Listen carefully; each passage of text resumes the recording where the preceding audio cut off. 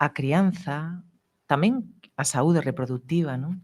Pero a idea da escritura, a creación e a crianza, e a escritura, sendo ou non sendo nai ou elixindo ser ou non ser nai. Ou pai, porque sempre falamos da maternidade, pero dende a paternidade tamén existen moitas manifestacións agora literarias, non, con respecto a ese tema, non? E para iso, pois, nesta sala que nos acolle en Coac FM, a que agradezo moitísimo a súa acollida, temos a Luna Miguel. Luna, que viene desde Barcelona, que, bueno, seguramente conocéis, es una escritora muy activa, ella se presenta como lectora y escritora y tiene una obra extensa, tanto de ensayo como de poesía, como de narrativa. Primero la conocí como poeta y es como poeta también, como el último libro que ha publicado ha sido también de poesía, pero aborda muchos géneros literarios y también filosóficos. Y el último libro que además ha presentado ayer en A Coruña, aquí, es Un amor español, que está publicado por La Bella Varsovia y del que escojo este fragmento para empezar. Querido mío, ahora que te idolatro no puedo mentirte. Al contrario que los héroes homéricos, yo he comido jibias y huevas de maruca. Yo he cortado la carne de pulpo con un cuchillo fino para depositarla en los dientes de mi esposo y de mi hijo. Querido mío, debes saber que yo alimento a mi familia siempre con ternura. Debes saber que yo a los míos los agarro entre mis brazos y los calmo con un canto. Este es un fragmento de una de las cartas iniciales que abren el libro de Ezra, de Un amor español. Y con esta imagen de cargar en los brazos y calmar con un canto, que es la imagen del cuidado y de la maternidad, me gustaría que empezásemos pues hablando de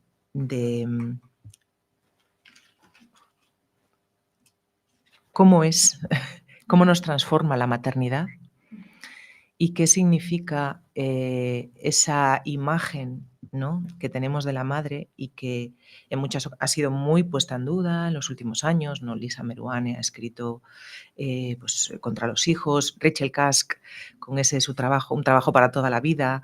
Hay muchísimas autoras que han puesto en entredicho la idea de la maternidad y del cuidado y me gustaría, bueno, pues que charlásemos un poco sobre ese tema, ¿no?, sobre cómo la maternidad nos transforma o no nos transforma. Pues bueno, estoy muy contenta de estar aquí contigo, Estíbaliz.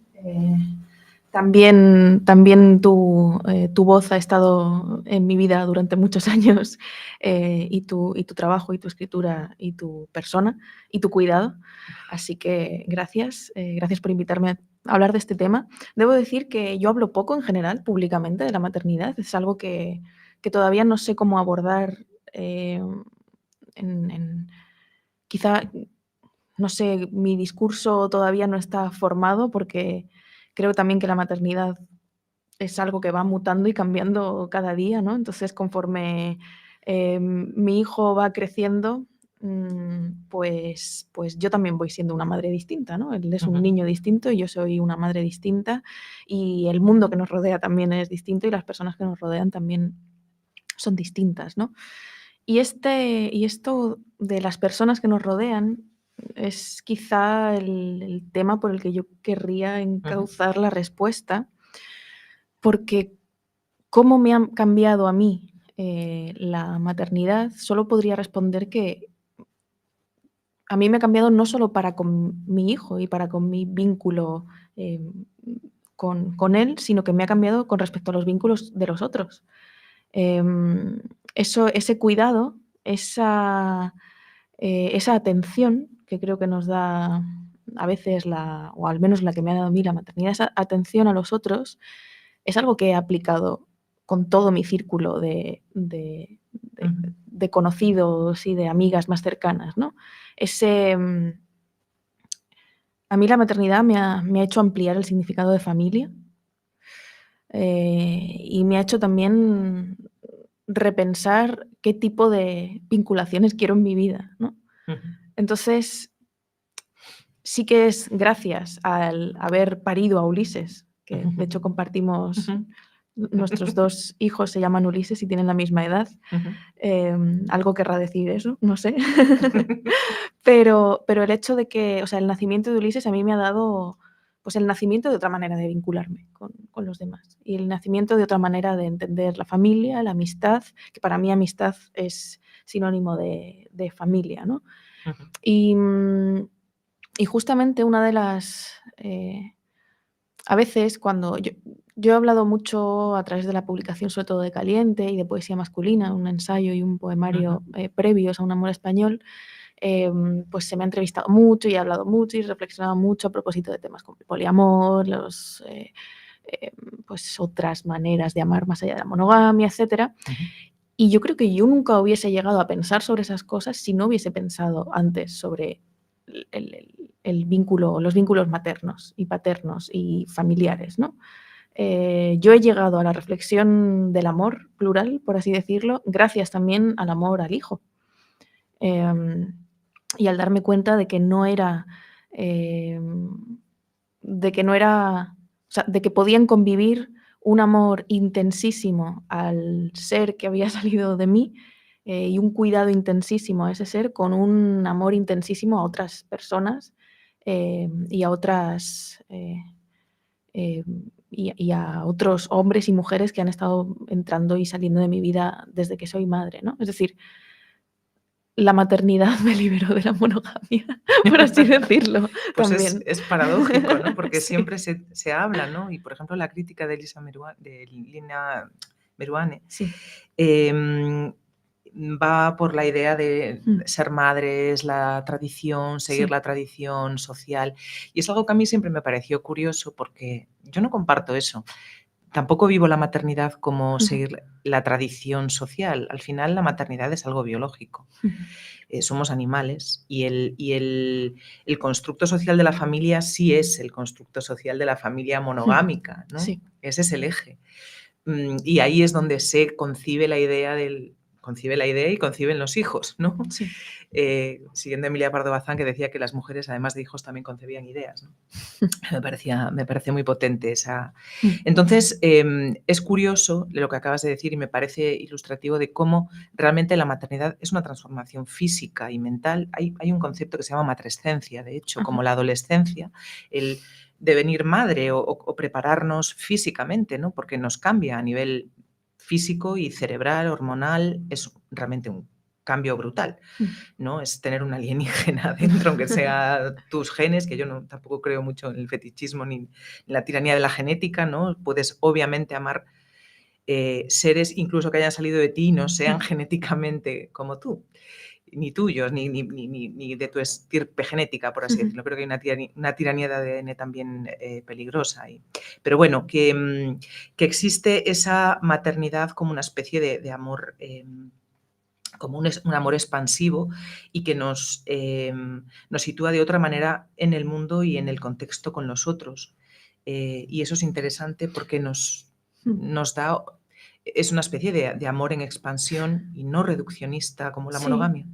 Tiene que ver también, yo creo, ya que hablas de lo biológico, yo no sé nada ni de biología, ni de ciencia, ni de nada, perdón. O sea, No. yo hablo a través de experiencias y de experiencias propias y experiencias leídas, ¿no? Ujú. Entonces, una de las cosas que también pensaba, ¿no? Es que al fin y al cabo, en todo ese cambio que dices, ¿no? En toda esa adolescencia maternal de la que hablas, física, hay un sentimiento de protección.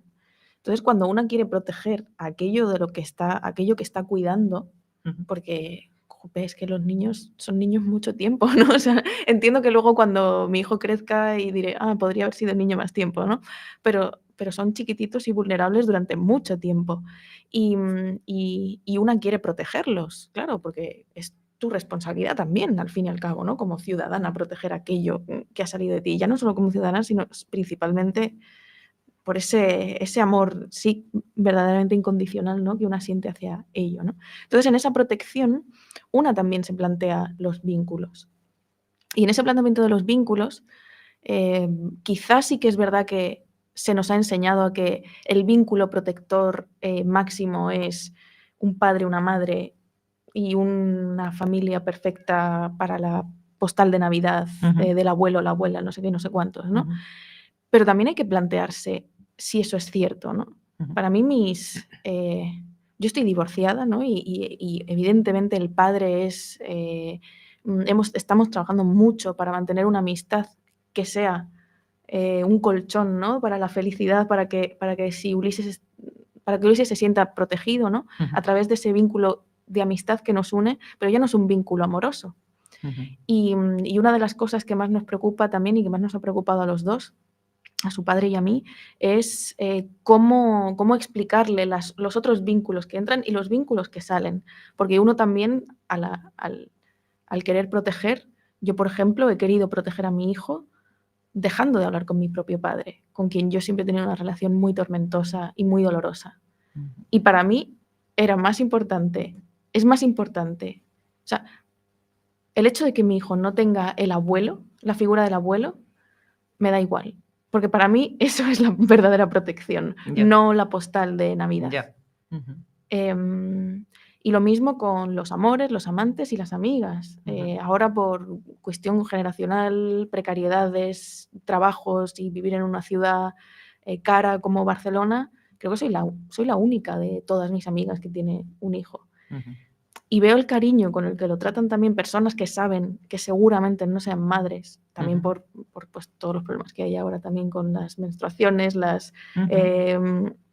endometriosis, etcétera, personas que ya a los 30 y pocos, 20 y muchos deciden que prefieren velar por su salud que traer más vidas a este mundo, y me parece perfecta esa decisión. Sí. Y veo también qué papel juega ahí mi hijo en ser una especie de sobrino falso, pero verdadero, ¿no? de muchas amigas, ¿no? Entonces, esa cosa biológica del sentimiento de protección también debemos plantearnos, ¿no? ¿Qué es proteger también, ¿no? Y para mí proteger es que más allá de la familia de sangre, los vínculos que yo tengo afectivos sean poderosos, no solo para conmigo, sino para con él, ¿no? Y eso es en lo que más trabajo, ¿no? Sí. Realmente cuando hablamos de los hijos, muchas veces se habla de carga, ¿no? La palabra que se emplea es carga. Si tienes cargas, ¿no? Sí. Eso que dices ahora de que la red social de amistades también está ahí y es como una especie de familia alternativa, es algo que no es habitual. Porque en mi experiencia yo soy madre sola y de dos, y la sensación de abismo es tremenda, porque venimos de sociedades de no hace tanto tiempo realmente, de sociedades, ya sé que esto es el argumento, por ejemplo, de Carolina del Olmo, en donde está mi tribu, ¿no? Y de Santiago Albarrico y bueno, toda esa corriente, pero es cierto que venimos de sociedades en las cuales había un apoyo. Los hijos eran criados más en común, ¿no? Eran como un bien de la comunidad. Sí. Y hoy día se considera algo que es tu elección y tú te lo comes y tú ahí te lo llevas, ¿no? Entonces ahí a mí me parece muy legítimo, lógicamente, el hecho, creo que el gran avance en el feminismo no es no tener hijos, sino decidir si los quieres tener o no y cuándo los quieres tener o no. Sí. Porque ese es el verdadero... durante el espacio-tiempo de una vida uno puede querer en un momento dado, yo a los 20 años no quise tener un hijo y lo aborté. Y no sabía si iba a querer tener hijos más adelante o no. Y después sí. Y me vi en el proceso contrario, en el de tratamientos para querer tener un hijo, ¿no? O sea, Ya. tuve tratamiento para dejar de tenerlo y tratamiento para tenerlo. Entonces, en ese arco, ¿no?, de decisiones que pueden llevar a lo largo de una vida, pues de 20 años, desde que tienes 20 hasta que tienes 40, el poder decidir es algo muy importante y es algo a lo que tenemos por vez primera las mujeres, ¿no?, que somos las que gestamos y parimos por ahora hasta que pues la ciencia evolucione y las técnicas de reproducción asistida evolucionen, sí, se pongan un poco las pilas también para que los hombres puedan gestar, que creo que sería verdaderamente lo igualitario, ¿no? Que un hombre gestase y dijese, pues yo también transformo mi cuerpo físicamente así. Por ahora hay úteros artificiales externos, pero no, ningún varón puede gestar, pero habría muchos que tal vez lo desearían, ¿no?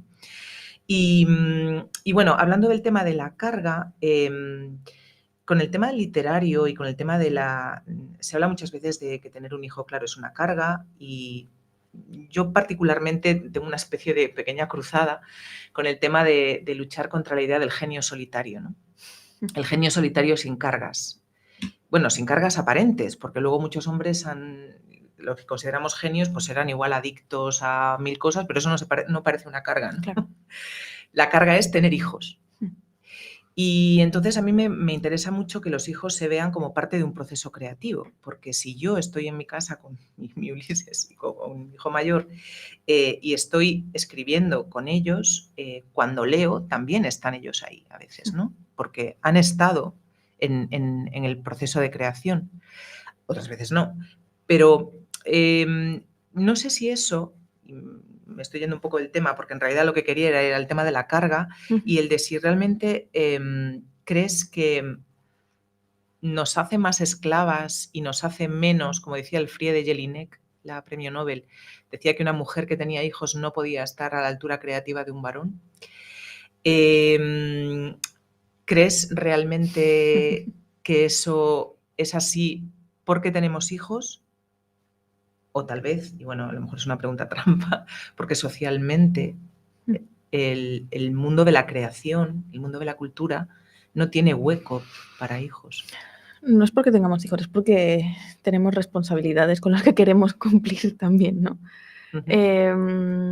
Bueno, Sí, pero un tipo que es adicto al, claro, sí, al sí. sexo, por ejemplo, o al alcohol, también tiene una Sí, sí, sí. responsabilidad en su cabeza O con la que sí, quiere cumplir y que puede interferir en su proceso o que creativo. vive en no sé dónde y tiene que ir en coche no sé cuántas horas a no sé dónde. Es decir, que todos tenemos cargas, efectivamente, ¿no? Claro.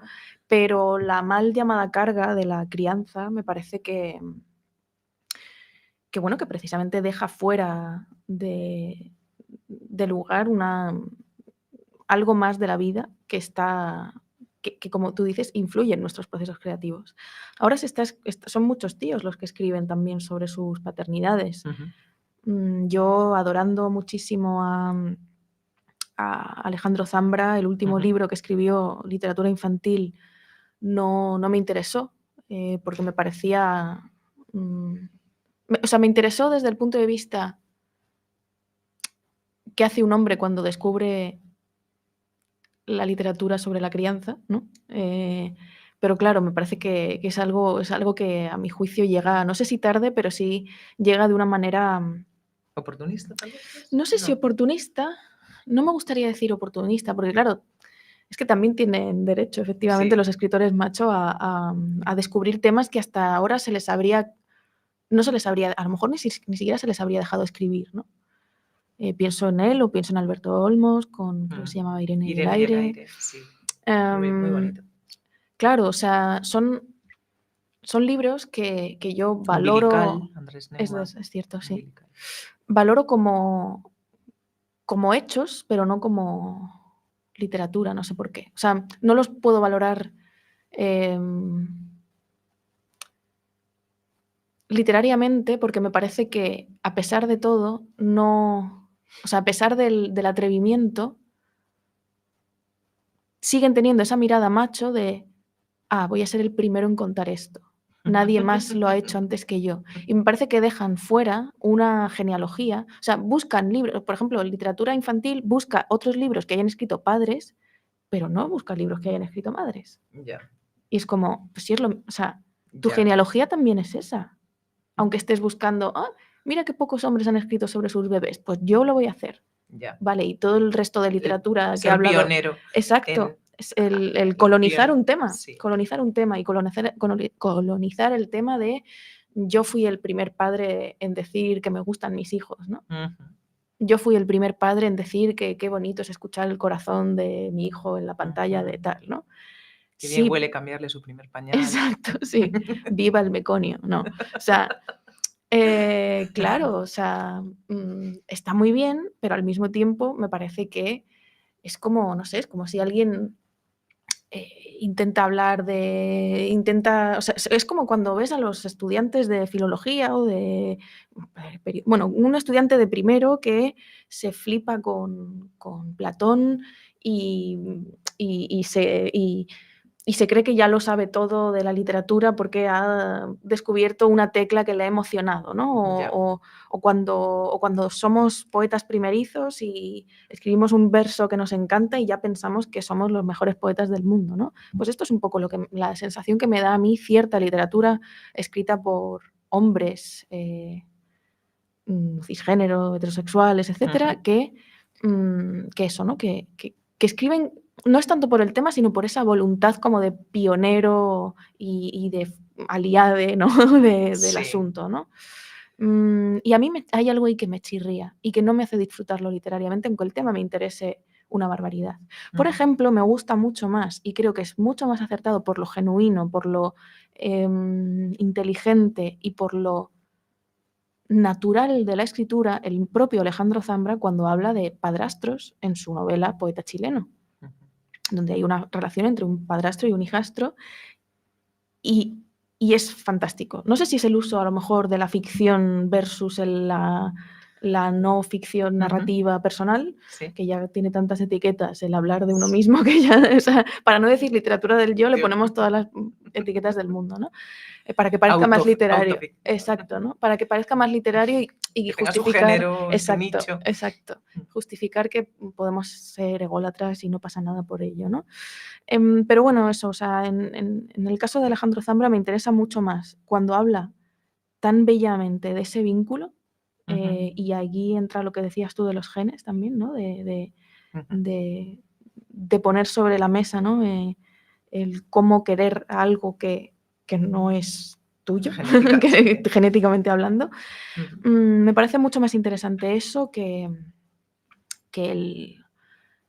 lo bonito que le suena la cancioncita del no sé qué, que ok, pero creo que no... ¿Te parece menos genuino tal vez? Sí, Menos... sí.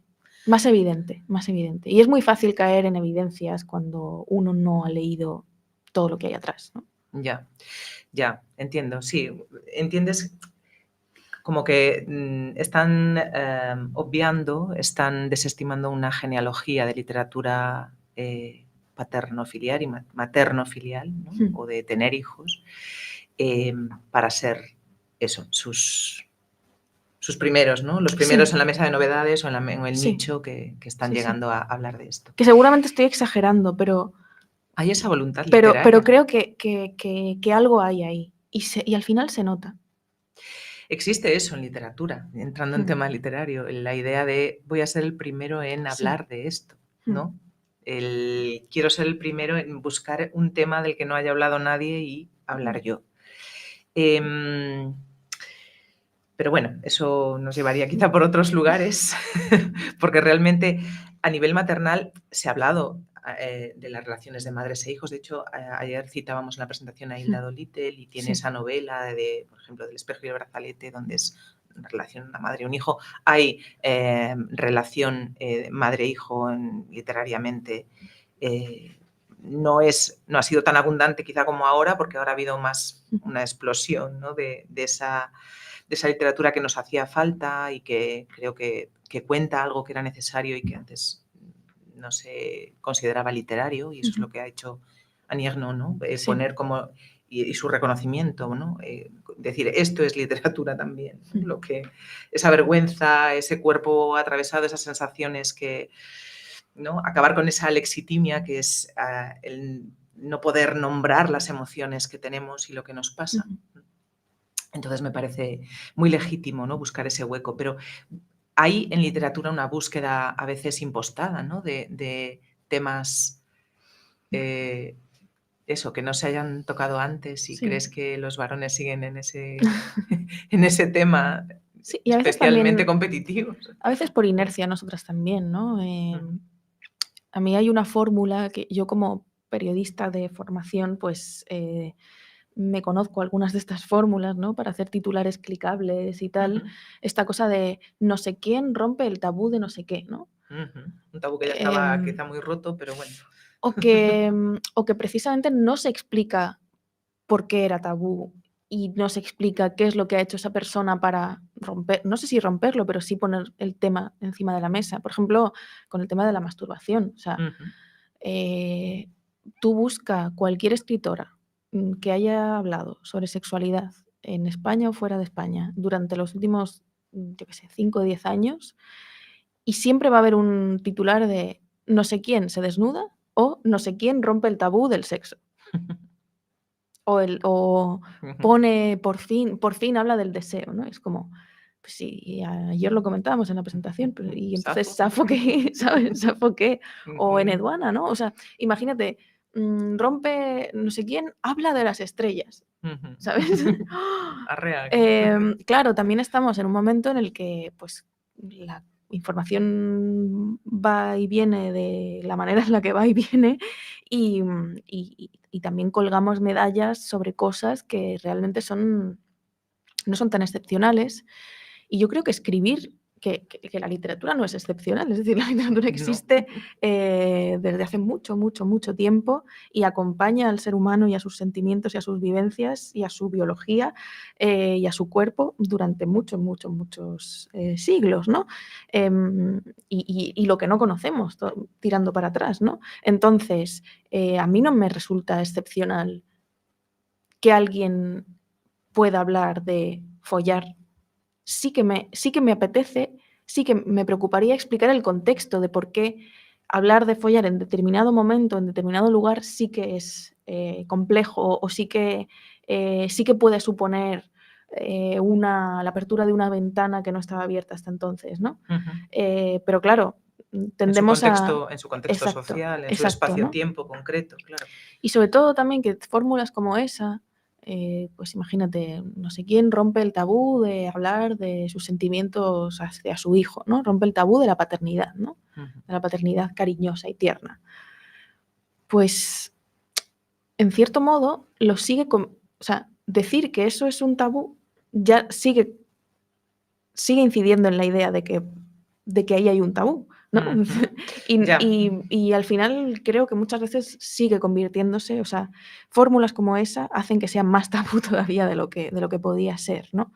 Em, O y, buscan, sí, o buscan quizá y eso, lo de ser ponen, y clicable. ponen una responsabilidad sobre los hombros de las escritoras o de los escritores que no deberíamos tener tampoco. O sea, quiero decir, si yo qué sé, es que me acuerdo perfectamente de ese titular, Lucía Bascaran, que es una escritora a la que adoro, que vive bueno, es de San Sebastián. Lucía Bascaran rompe el tabú de la masturbación porque un personaje suyo de su segunda novela, bueno, y de la primera también, sus personajes se tocan. Eso hay que Ujú. saberlo. En su literatura sus personajes femeninos se tocan y hay sexo y hay muchas otras cosas, pero eso está, ¿no? Precisamente también habla de la maternidad, su última novela, Cuerpos malditos. Y, y claro, yo pensaba, qué responsabilidad, ¿no? Ser la que rompe el tabú de algo Ya. que realmente no es tal, ¿no? Entonces también eso va a significar una rareza. Si ella pone a sus personajes, si sus personajes en la intimidad que ella narra de sus personajes se masturban, el hecho de estar rompiendo un tabú también significa que están haciendo algo excepcional sus personajes. No que sea Normal. normal que las chicas se toquen, ¿no? Ya. Entonces, claro, hay una trampa ahí en nuestra manera de leer y sobre todo en nuestra manera de leer a las mujeres y de presentar la escritura de las mujeres Más bien, que, sí. De presentarla, yo exacto, diría, sí. que bueno, pues que así van las cosas. Sí, que quizás son reduccionistas o que Mm, quizás convierten fácilmente en cliché, ¿no? En la que habla de la masturbación o en la que claro, habla de, ¿no? Poner también sí, esa etiqueta como si fuese algo como tú dices, excepcional cuando, bueno, pues yo creo que ninguna persona que estará escuchando lo considerará excepcional, supongo, y espero. Y es cierto también que se busca eso que dices, ¿no? De lo fácilmente clicable y lo que lleva quizá porque hay una economía de la atención a nivel literario, ¿no? Quizá no, existe claramente, ¿no? No podemos atender a todo lo que se escribe, que sería fantástico poder leer todo, pero hay una imposibilidad real y física de atender, y entonces las estrategias que se buscan para sobresalir de eso, pues siempre apelan pues a cuestiones así, ¿no? De Sí. romper tabús, o de ser excepcional, o de entresijos, lados oscuros, etcétera, ¿no? Volviendo al tema de los cuidados y del apego y todas esas palabras que han entrado incluso políticamente, ¿no? En los últimos años, y a nivel social, literario, científico también.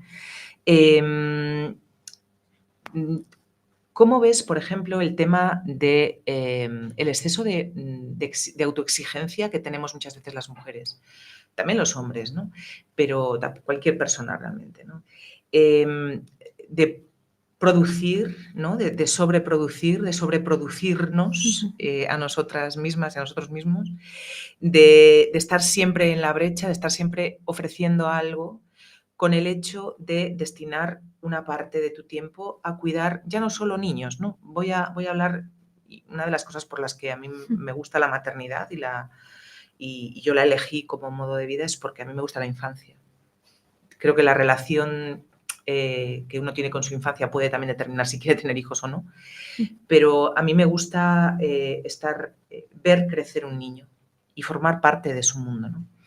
Entonces, también me gusta ver las edades finales. También cuidé a mi madre.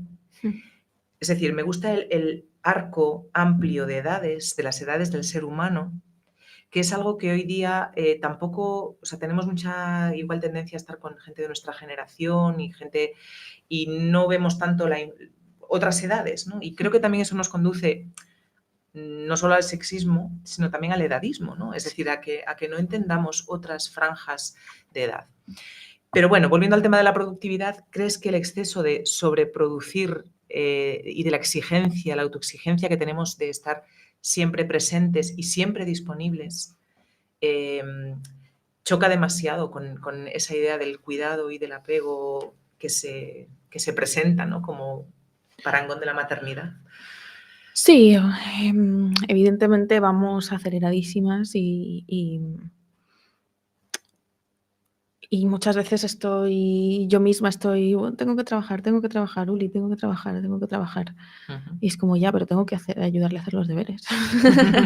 Que es su trabajo. Entonces, si él no tiene quien le ayude con su trabajo, ¿cómo le estoy exigiendo yo que no me venga enseñándome no sé qué ha dicho un personaje de tal película y que me moleste a mí en mi trabajo? Eso, ¿no? Es como, ¿qué hago qué podemos hacer para encontrar momentos en los que respetemos nuestros tiempos, ¿no? Y nos acompañemos en nuestros tiempos? Quizás respetar el tiempo suena, no sé, pero eso, ¿no? Acompañarnos en nuestros quehaceres, ¿no? Eso me obsesiona y no sé, yo muchas veces no sé cómo llego a las cosas, de verdad. O sea, también tengo suerte porque a Ulises, como al tuyo, le gusta el Minecraft. Entonces, del mismo modo en que mi carga verdadera es mi vicio de la lectura, su carga es ahora el vicio del Minecraft. Entonces, mientras yo leo, él juega al Minecraft y nos lo pasamos súper bien, cada uno con nuestra cosa, pero juntos en el sofá y con la manta, ¿no? O viajando o haciendo lo que sea, ¿no? Entonces, creo que frente a toda esa carga, yo no sé cómo quitarnos las cargas, porque la carga también viene de que hay que pagar el alquiler a final de mes y de que hay que cada día más caro y que hay que llegar a una serie de cosas y publicar una serie de posts y hacer no sé qué movidas y hablar por teléfono con la abuela y contestar los WhatsApps a las amigas y todo el rollo, aunque a veces no nos apetezca porque estamos cansadas. Pero frente a eso, lo único que se me ocurre es, con el círculo más cercano que uno tiene, intentar cuadrar bien esos horarios, ¿no? Y a veces uno tiene que dar más que el otro, y a veces uno tiene que esperar más que el otro, pero es eso, es ser capaz de cuadrar las vidas, ¿no? También en toda esa vida puede entrar en la literatura, es decir, todas esas interferencias. Es Sí. decir, en un poema de repente puede aparecer ese Minecraft que tú Claro. estás hablando de a lo mejor cualquier otra Sí. cosa y de repente pues entra para un Sí. momento porque mi hijo me ha dicho Claro. que esas interferencias de lo cotidiano, esas intromisiones de lo cotidiano en lo literario han estado siempre, Claro. ¿no? Siempre hay en la literatura pues momentos en los que alguien dice pues o escribe pues de repente me despertó un pájaro o de Sí. repente me tal, pues también están los hijos, ¿no? Como parte y la familia como momentos que obviamente no siempre es una armonía maravillosa, hay Claro, momentos sí. de negociación de, bueno, voy a trabajar un rato, tú estás ahí o lo que sea. Hay Pero un TikTok que me gusta mucho de Nena Astral, ella hace como memes feministas y demás, y luego en TikTok como hace cosas de make-up y tal, y es genial. Y Nena Astral tiene un TikTok muy, muy mítico en el que sale ella como preciosa, así como con música, la música que tú le pones luego al vídeo, ¿no? Y como así como tal, perfecta, así con su eyeliner, no sé qué tal. Dice, lo que subes, la música que subes, lo que está sonando de verdad de fondo, ¿no? Entonces es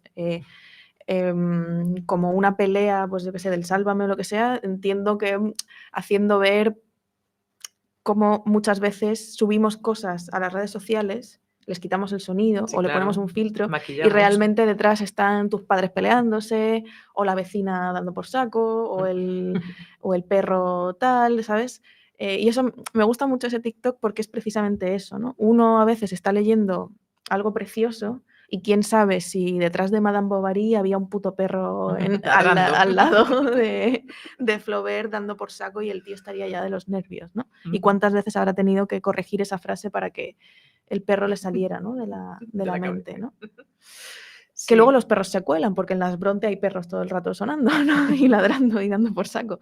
Entonces sí, el Minecraft de alguna manera u otra se acaba colando, ¿no? Y por eso, por ejemplo, en Un amor español el hijo no aparece tanto, pero de repente sí que hay un pie que se cuela o la pregunta incluso de tú estás ahí, o sea, el libro narra como un romance así primerizo en su primer año, en sus primeros meses, y esas preguntas que te asaltan, ¿no? De estoy enamorándome de un hombre, a mi hijo le gustará ese hombre, ¿no? Entonces como que son cosas que se van colando.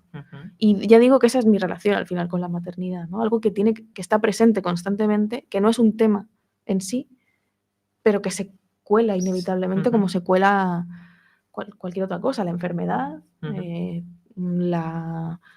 yo qué sé, el momento muerte, político, la muerte, la política. etcétera, ¿no? ¿Cuánto COVID hay en la literatura ahora mismo? Es que no hay novela en la que no haya pandemia. no haya una pandemia de por medio, ¿no? Entonces sí, es inevitable. Si se cuela es la enfermedad y si se cuela la televisión, ¿cómo no se va a colar todo lo demás, ¿no? Sí, la inteligencia artificial. Exacto, sí.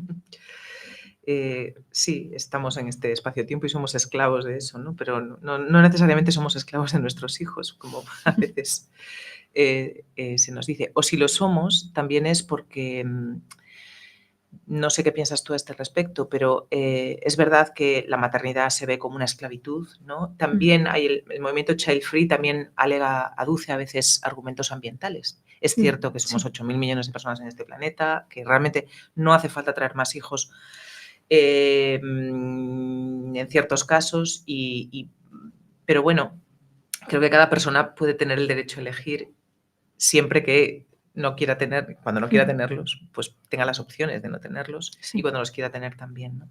Y Claro, es que es complicado porque además una puede plantearse no tenerlos, pero también puedes vivir en un contexto en el que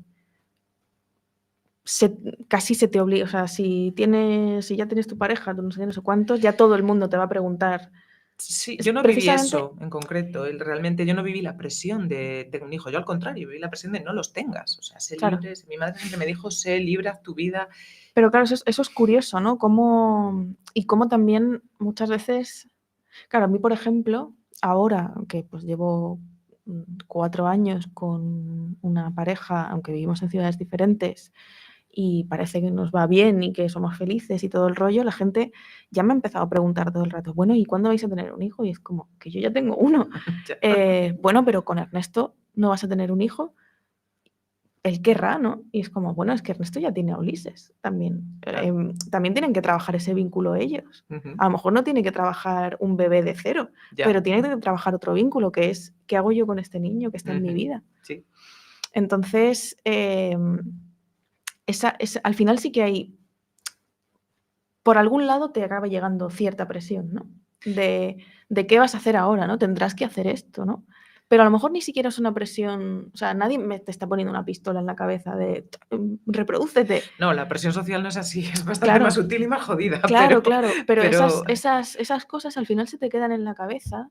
Y yo ahora, por ejemplo, que lo hemos estado hablando estos días, pues tengo, aparte de la diabetes, esta enfermedad crónica, ¿no? Del Hashimoto de los cojones. ujú, que también compartimos. Sí, pues de repente es como, claro, yo pienso, mierda,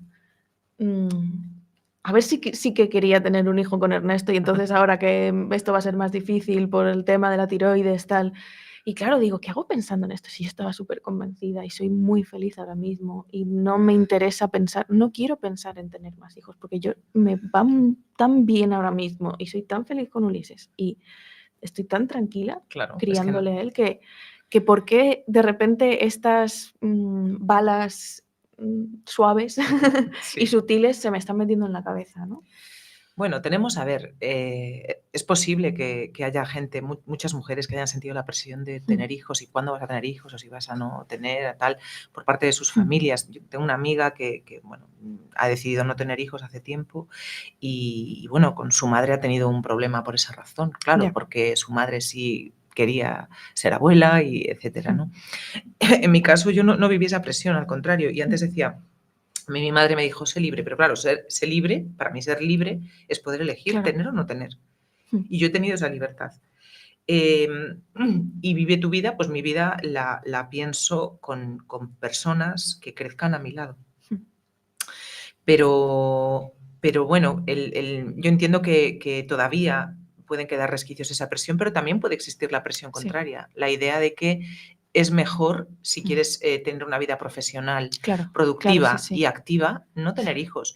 Y yo he tenido la presión de, por ejemplo, yendo a lugares literarios o de literatura y ciencia, de si vienes con tus hijos es poco profesional. Ya, A mí me han dicho esa frase. ya. Y, o me han rechazado en una residencia o lo que sea Mm. porque no admitían un niño, ¿no?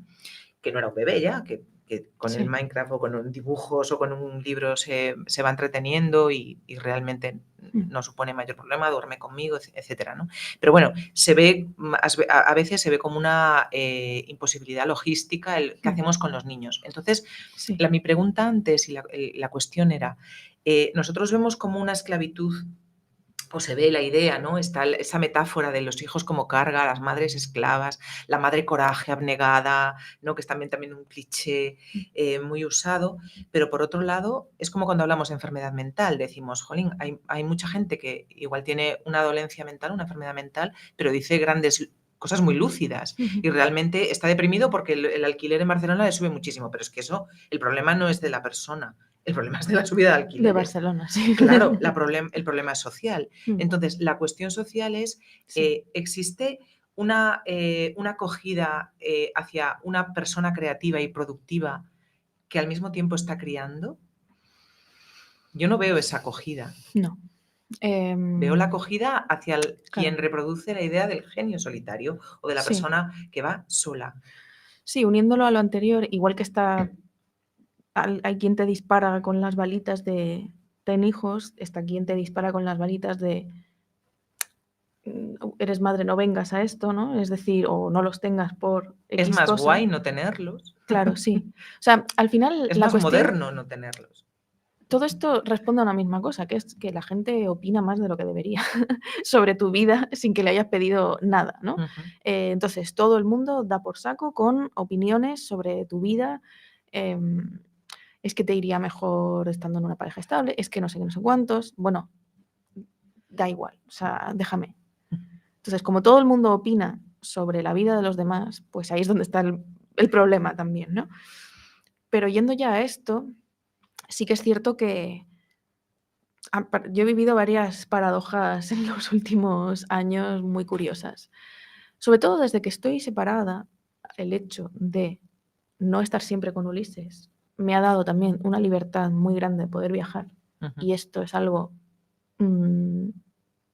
que pues poder viajar a América Latina, festivales, etcétera, el hecho de que durante una semana entera yo pueda estar fuera y que a la siguiente me lo quedo yo tranquilamente y gustosísimamente mientras su padre está tal, esto evidentemente ha sido una ayuda bestial.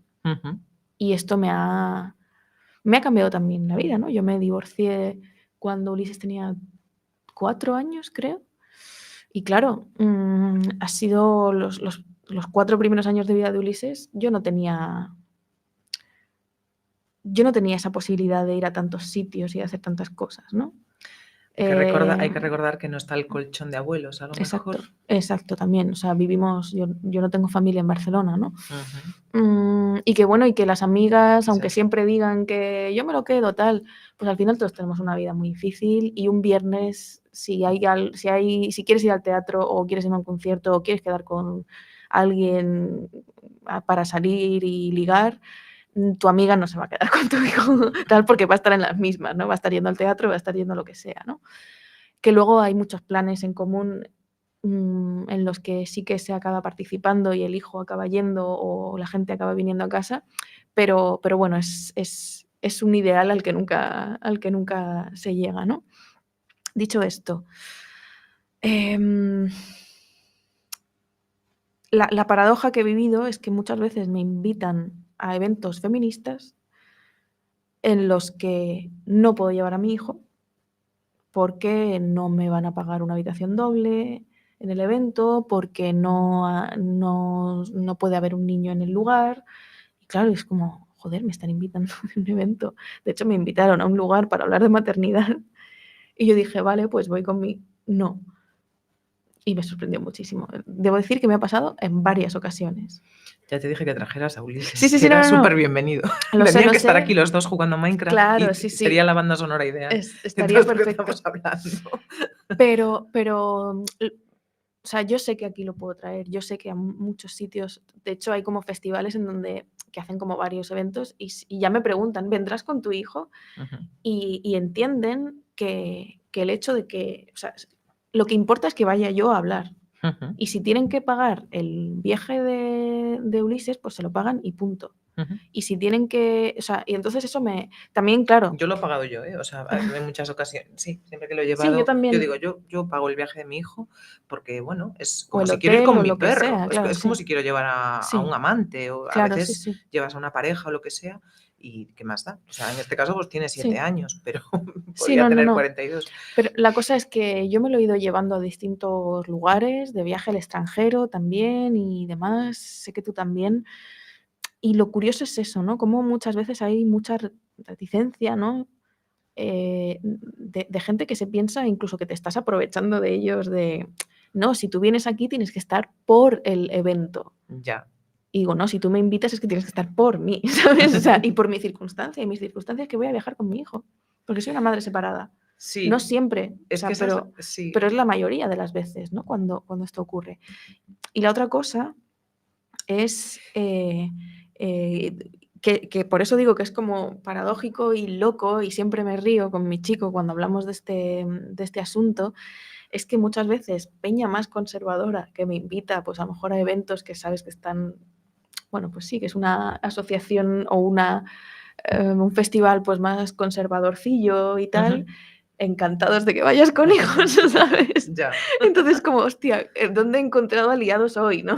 Ya. Sí. O sea, la Asociación Católica pro vida. No exactamente no, eso. ya, bueno. Pero sí, ¿no? O por ejemplo también, ya voy a otro lado, ¿no? Pero esto me pasa en las farmacias de Arganzuela, que es el barrio de Madrid en el que vive mi chico. Alguna vez cuando he ido a comprar alguna cosa, preservativos o lo que sea, es como una mirada de mierda o un tal. Y esa misma farmacia, cuando he ido con mi hijo alguna vez a comprar alguna cosa, es como, oh, tal, y me regalan jabones y tal. O sea, cómo también es mirada la madre dependiendo Ya, del lugar al que vaya, ¿no? Ujú. Que puede ser que te piensas que en la asociación feminista X y en la casa Ocupa X vas a ser, o sea, vas a ser bien recibida y al contrario es como aquí no se aceptan niños Ujú. y de repente te vas a la farmacia Ya. nazi de Arganzuela y es como, oh, sí, te Niños regalamos sí. todos los jabones, ¿no? Y es como, Dios, qué mierda, ¿no? O sea, ¿por qué hemos tenido que llegar a estos extremos, ¿no? Y te sientes muy mal porque dices, joder, eh, qué bien recibida estoy siendo en el lugar en el que realmente ardería, o sea, mi cuerpo debería arder, ¿no? Sí, y al revés, Claro, ¿no? Y los espacios en los que pues el fe es el miedo al niño muchas veces el que... es que es como el miedo a la muerte, o sea, hemos delegado todo, ¿no? Y los muertos no los vemos, solamente pues, se encargan otros, ¿no? De su gestión, de la gestión Sí, de la muerte y que se encarguen otros de la gestión de la crianza. sí. Entonces, ese barrer debajo de la alfombra cuestiones biológicas tan elementales como la vida, el crecimiento y la muerte o la enfermedad, que pasa igual, la Sí. enfermedad la gente mayor fuera de nuestra vista, ¿no? Y a mí me parece que es algo que puede ser también, no digo que sea lo único, obviamente un escritor elige el camino que quiere y puede vivir solo, ser eremita o sola o viajar por todo el mundo y no parar, cada uno elige, pero literariamente no tiene por qué ser una traba ni una carga tener cuidados, Sí. no cargas. Y sin embargo, tal y como está organizado el sistema literario a día de hoy, sí lo es, porque la exigencia es de productividad y de presencia. Es, no sé, yo no he podido ir a festivales o a residencias porque cuidé a mi madre durante muchos años y yo no la podía dejar, sí, podía dejarla, pero no era muy sencillo, ¿no? Y no era de la noche para la mañana, ¿no? No era fácil. Y, y entonces, ese tipo, claro, no digo viajar con una persona enferma mayor, que lógicamente sería hacerla sufrir necesariamente, pero un niño sí puede. Y además, otra cosa que yo creo que un niño siempre se puede enriquecer de los viajes que hace Sí, claro. una madre, ¿no? Y si la ve feliz, o sea, al final es una experiencia incluso también para otras personas, ¿no? Para las Sí. personas con las que te encuentras allí. Porque la literatura es eso, ha barrido mucho a los niños, ahora no tanto, y se llevan las experiencias extremas con el tema de la maternidad, Sí. pero la banalidad de lo materno también ha estado presente en la vida y no tanto en la literatura, ¿no? Es lo Sí. trivial, lo banal, lo cotidiano, el tener un niño que a veces pues, te cansa o el que Sí. tienes que poner la máquina de Minecraft para que te deje trabajar o con el que disfrutas mucho más que a lo mejor con el libro que estás Sí. leyendo. Y eso creo que También también digo es... que a mí lo que me ha dado viajar con hijo es salir también de la lógica de que uno cuando va a un festival literario tiene que estar todo el día hablando con los organizadores, haciendo todas las actividades que a uno le piden que tiene que hacer gratis también, de promoción, de Sí, no sé sí, qué, de visita estar... tal colegio, habla con Exacto. quién, la fiesta, el sarao, Y eso, la negociación. para mí viajar con mi hijo es muy liberador también por eso, ¿no? Porque puedo hacer turismo a las ciudades a las que voy, ¿no? ¿Quién te dice que si te invitan, pues hace poco, ¿no? A Cartagena, yo nunca había estado, siendo almeriense, nunca había ido a Cartagena, que está muy cerquita, y de repente, pues me apunté a actividades, pues como ir en barco, no sé cuántos, donde también había escritores por allí, tal, y era como, estoy haciendo otras cosas con él, que para mí también son literarias, ¿no? Y él está, pues, escuchando poemas de Carmen Conde al lado de la estatua de Carmen Conde, sin entender muy bien por qué, pero sabe que ahí hay algo importante también, ¿no? Y esto a mí también me permite salir de la lógica de si estoy en un festival literario tengo que estar todo el día atiborrándome a vino con otros escritores mientras critico la industria editorial, ¿no? Ya, Entonces, para mí mi hijo es una protección muchas sí, veces de todas esas dinámicas te también rompe esa dinámica. sucias, ¿no? De lo malos que somos a veces los escritores cuando nos juntamos 4 a la vez, ¿no? Ujú. Y en este evento, solo una anécdota muy rápida y muy divertida, estaba participando el crítico de cine, Carlos Bollero. Carlos Bollero, se me ha ido. Y estaba Carlos Bollero, cenamos con Carlos Bollero y mi hijo al lado viendo Skibidi Toilet, que no sé si conoces lo que es, pero No. es que no lo vean tus hijos. Es una cosa que de cuando en cuando cae por YouTube y son unos váteres que, bueno, en fin. Y como que al final, todos así visiblemente bebidos, tal, mi hijo se portó como súper bien porque, claro, estaba ahí enganchadísimo a YouTube. Y entonces ya nos vamos, la gente sigue de fiesta, yo me voy al hotel con Ulises para darnos un baño, porque nos encanta que cuando vamos a un sitio haya bañera y nos Sí, bañamos, yo porque hago igual. en mi casa no hay bañera. Sé que no es bueno para el medio ambiente, pero esto es 2 veces al año, lo juro, cuando nos invitan a un sitio con bañera. Y entonces Carlos Bollero mira a mi hijo y dice, este niño es de puta madre. Y yo pensando, lo que cuesta que Carlos Bollero haga una crítica positiva de algo.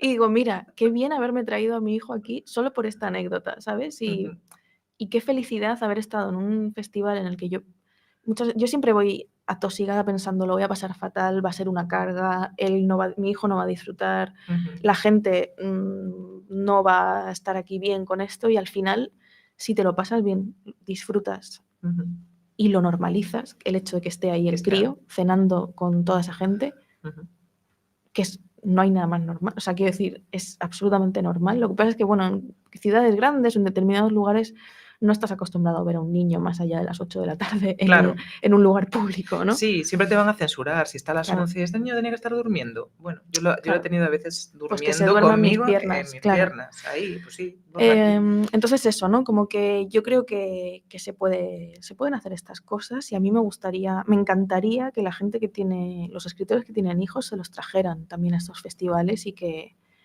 mi hijo pudiera socializar con otros niños. Bueno, si vamos juntas ya yo siempre los llevo, así Fantástico. que por lo menos el pequeño sí, el mayor ya se me descuelga, pero el pequeño sí.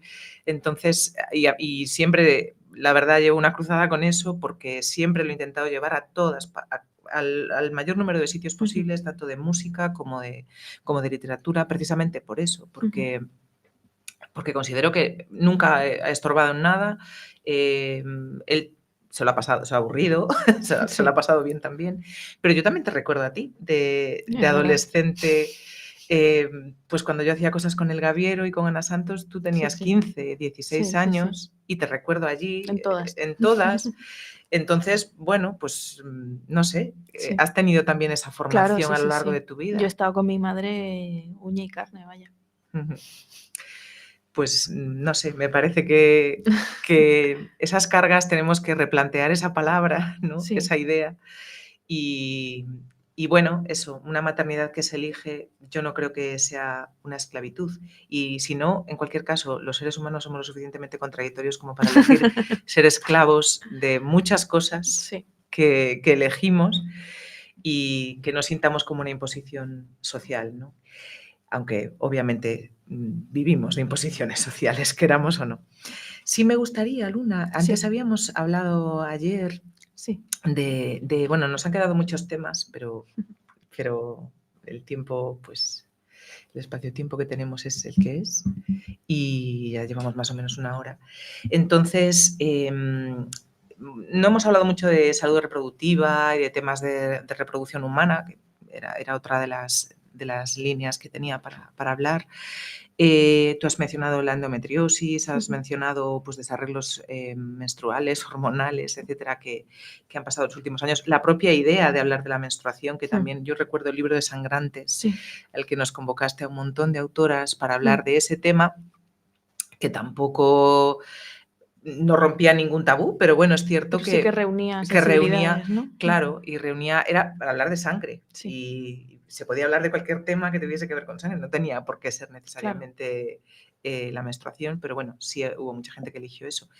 Y hablando del tema de lo que es gestar y de esa transformación, volviendo un poco al inicio de la transformación física del cuerpo, de lo que es el desgarro, ¿no? de dar a luz, la propia palabra dar a luz parece celestial, una cosa celestial, ¿no? Pero sabemos que no es celestial en absoluto, es una cosa física, química, de olores y de dolores, pues pues muy extremos y muy también excepcionales en la vida, por suerte, no estamos todo el tiempo pariendo.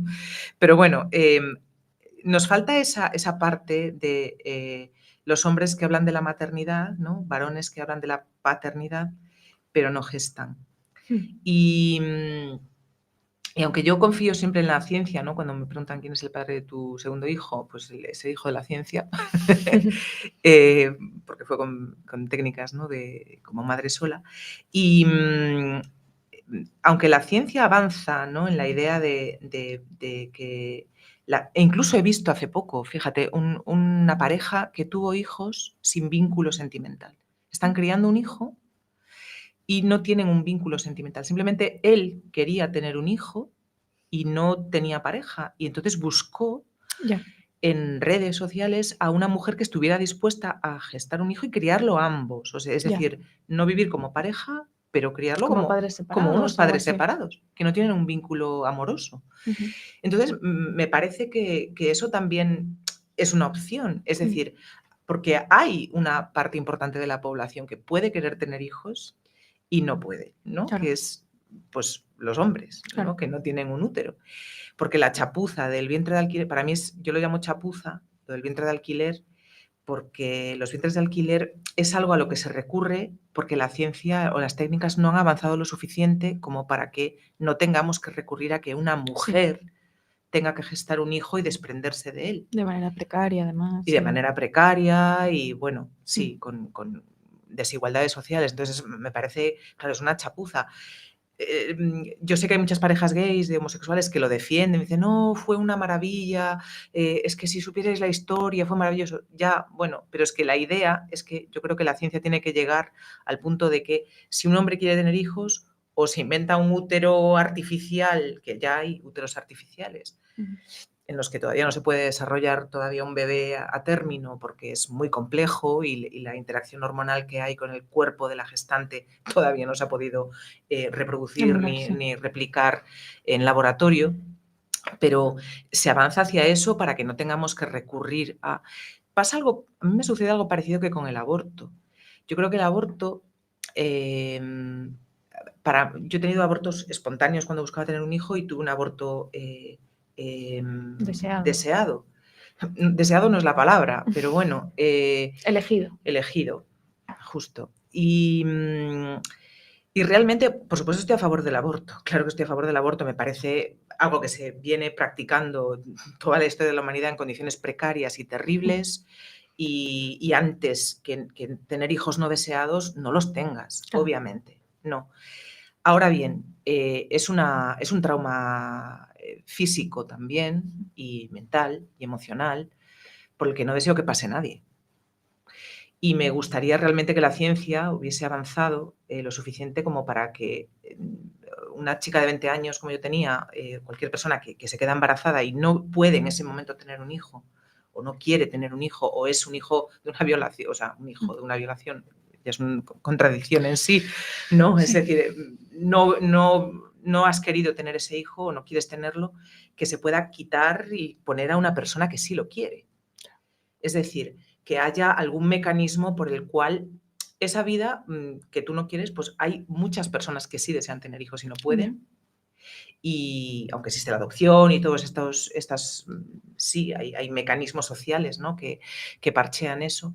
Pero bueno, en el caso de por ejemplo, los varones que quieren tener hijos y no pueden, es algo en lo que la ciencia y la técnica tiene que avanzar socialmente, porque puede existir, las mujeres podemos tener hijos ahora, más o menos, no a los 80 años ni a los 60, ha habido muchas madres de 60 años que han sido muy criticadas por quedarse embarazadas a esa edad, ¿no? Con óvulos donados, con ovodonación, pero sí se puede tener hijos en un arco mucho mayor que antes, ¿no? Y sin depender tanto de la biología y de cómo son nuestros óvulos, que tienen su fecha de caducidad, ¿no?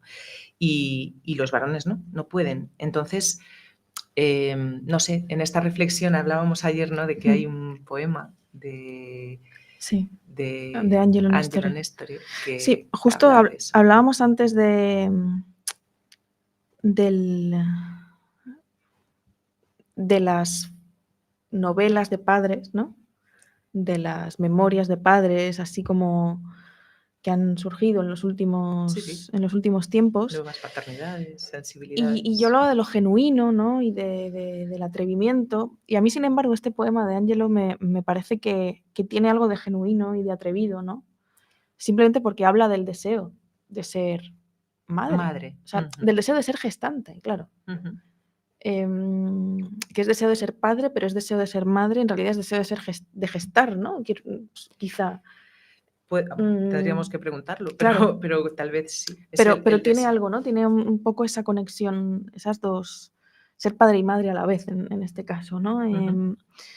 Y él, por supuesto, es cisgénero, ¿no? Es decir, que no es un hombre trans, que entonces sí que podría gestar, pero sí que hay algo no binario en su exposición. Él siempre habla con la E o con la A en femenino o en no binario, ¿no? Hay en su transición, en su presencia hay algo transitorio siempre, ¿no? Que es también lo que dice Paul B. Preciado, ¿no? En su primer documental, que es esta carta a Virginia Woolf, Orlando, mi biografía política y poética. Esta cosa de que a veces la transición no es de un lugar a otro, sino un constante, ¿no? Un Un ir y continuo. venir. Y precisamente también decíamos eso, que la maternidad es una transición, o sea, es un ir y venir constante, ¿no? No se es madre siempre de la misma manera, ¿no? Ni se es hijo siempre de la misma manera, o hija. Bueno, la cuestión es que este poema a mí me gusta mucho de Ángelo, sobre todo también por lo que tiene de vinculación, porque no solo habla del deseo de lo que viene, sino también del deseo de qué tipo de vínculo tiene o desea tener con lo que ya está de antes, ¿no? Y dice, si mi madre supiera que su hijo quiere ser madre, cogería el primer vuelo para España, encogería las piernas, se amputaría los brazos, se partiría la columna, engulliría una a una sus muelas y sus 60 años. Se haría cada vez más pequeña, se inventaría un idioma, balbucearía de nuevo para ser mi hija. Bueno, siempre me pone un poco los pelos de punta leerlo, porque precisamente eso, ¿no? Uno empieza a leer desde el prejuicio también, ¿no? Si mi madre supiera que su hijo quiere ser madre, piensa, bueno, va a ir y le va a matar, ¿no? En plan, va a odiar, ¿no? A esa idea, ¿no? Le va a parecer extrema y loca y indeseable, ¿no? Y sin embargo, no, fortalece el vínculo. Fortalece el vínculo. Y es lo que decíamos al principio. Para mí la maternidad me ha hecho repensar todos los vínculos que tengo en mi vida. Es un recableado interno y yo entiendo que también es genuino el deseo de muchos hombres de sentir la idea de gestar, no solo de vivir la paternidad externa, porque siempre parece que son los convidados de piedra, ¿no? A veces se sienten como un poco fuera. Yo he llegado a sentir que había celos, por ejemplo, de la lactancia, ¿no? Yeah. Y yo creo que en ese sentido somos una especie que se transforma realmente a sí misma y por eso nos caracterizamos, porque nos maquillamos y maquillamos vídeos de TikTok y subimos vídeos a TikTok maquillándonos. Bueno, yo no, pero gente que hace virguerías. Next level, sí. Sí, que están a otro nivel y parecen otras personas. Y de la misma manera que maquillamos nuestra vida y nos maquillamos nuestro cuerpo y lo mutamos y lo alteramos y lo entintamos y lo escribimos y lo reescribimos, de la misma manera hacemos lo mismo con lo que nos es dado biológicamente o con el lugar que ocupamos en este planeta, ¿no? Porque somos un desastre como especie, es verdad, somos demasiados, lo hacemos mal, intoxicamos todo, contaminamos con luz, con polución, con tal, pero bueno, por lo de ahora somos el único bicho que ha puesto un pie en la luna y que se ha preguntado que sepamos, que se ha preguntado por lo que hay más allá y sabe algo, un poquito, un mínimo, ¿no? De lo que le rodee, del lugar que ocupa en este universo, que bueno, eso es imposible a nivel cognoscitivo llegar a entenderlo completamente, pero bueno, algo, como diríamos en gallego, albiscamos, ¿no? Algo entrevemos. Y yo creo que esa transformación en la que estamos siempre como especie, esa especie de mutación autoimpuesta, aparte de la que la evolución nos dicta, es algo característico y nos lleva a manipular nuestro cuerpo, nuestra biología y nuestra capacidad de reproducirnos, que es algo también bastante insólito, ¿no? en el mundo animal. Entonces, yo entiendo que eso crea y ahí abre muchos debates éticos, ¿no? De hasta dónde podemos llegar a manipular y mutar y clonar y el chat GPT y todas estas cosas que abren constantemente cuestiones de ética y de estética nuevas, pero bueno, me parece hermoso que haya un hombre o aunque se reconozca como no binario, ¿no? Pero que haya nacido como varón, ¿no? Que manifiesta su deseo de ser madre. Sí. Y que no es exactamente lo mismo al manifestar el deseo de ser padre o contar la historia Claro. de ser padre, ¿no? Y cómo esa idea pues lo convierte en otro hijo distinto, ¿no? Porque aquí hijos somos todos, madres o padres podemos elegir ser, pero hijos o hijas somos todos los que estamos en este planeta. No sé si te gustaría acabar o cerrar con algún poema más, ¿no? No sé. Como tú quieras. ¿Tú qué Si dices? con el de Ángelo está bien, si no... A ver, quizá uno o con otro. sobre Ulises, ¿no? Pero de verdad sobre él, no sobre el amante y Ulises. Vale. Quizá me iría a algo antiguo o algo muy nuevo, no sé. Tengo un momento, ¿no? Para ver Dropbox. Sí.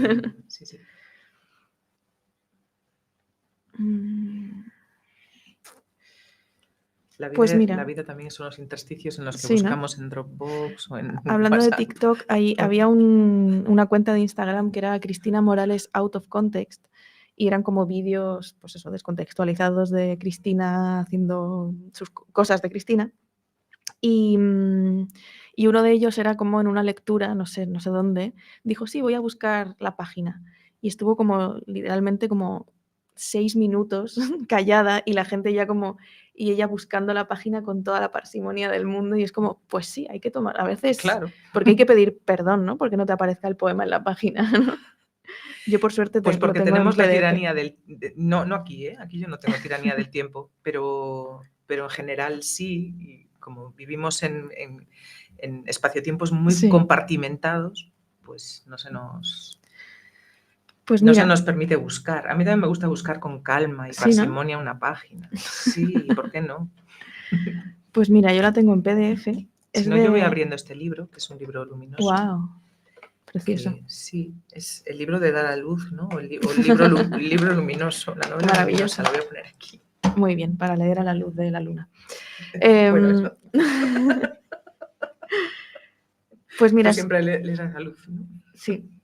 Es un poemilla del Arrecife de las Sirenas, que precisamente antes hablábamos en privado, ¿no? Del viaje que cuando murió mi madre hicieron mi padre y algunos amigos desde el Arrecife de las Sirenas, en Cabo de Gata, hasta aquí, hasta Fisterra, hasta el Cabo de Fisterra. Hasta Finisterra.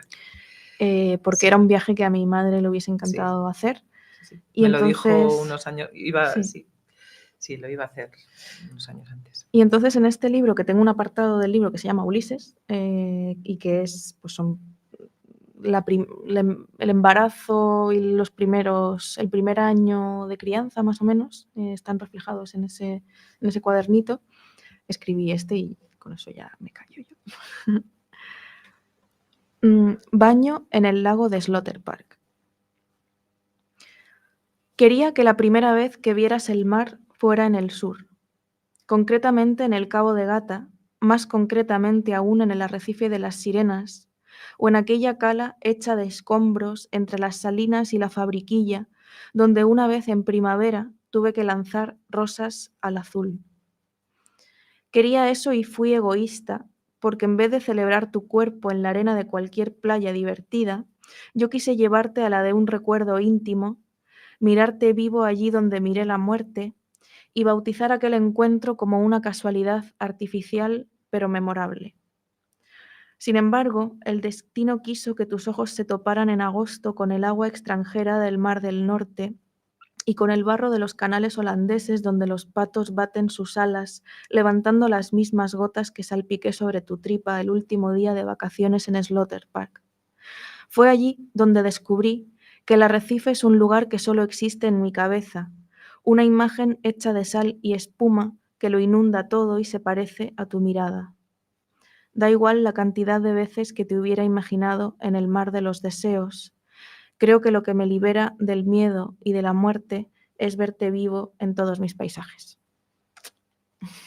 Pues con ese recuerdo magnífico de Ana también, de Ana Santos y de Ulises, te agradezco muchísimo, Luna, que hayas querido venir por primera vez a Galicia, Sí. que me parece algo increíble, que sea la primera vez que vienes. Ayer hubo una presentación maravillosa en Verbidiana de Un amor español y ojalá regreses más veces desde Barcelona ahora, desde un extremo, desde un cabo de Creus o bueno, desde otro extremo hasta este otro extremo de la península y tenerte con nosotros por aquí siempre una alegría y un gozo escucharte, Luna. Muchas Muchísimas gracias. gracias.